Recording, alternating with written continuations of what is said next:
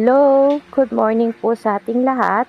For today's vlog po ay samahan niyo po kami sa paglilinis ng ating kulungan dahil sa ngayon po ay mataas na po, makapal na po yung dumi nila. Yan po inilalagay ni tatay for a purpose na rin po na yung mga naiipon natin dyan dumi ng itik ay magiging fertilizer sa tanim nating palay.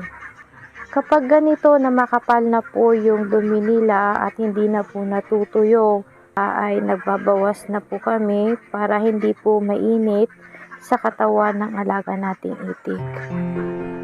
At para maiwasan na rin na sila ay magkasakit.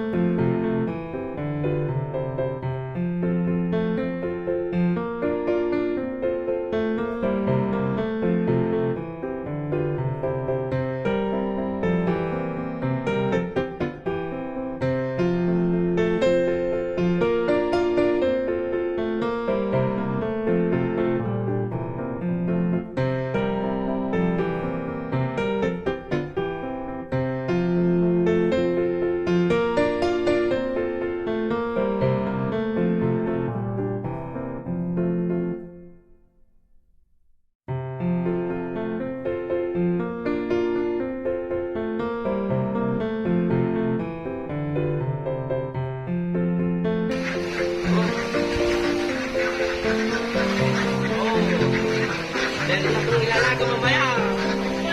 Ulam ng hapon. O guys, pag masipag ka, meron kang ilalaga.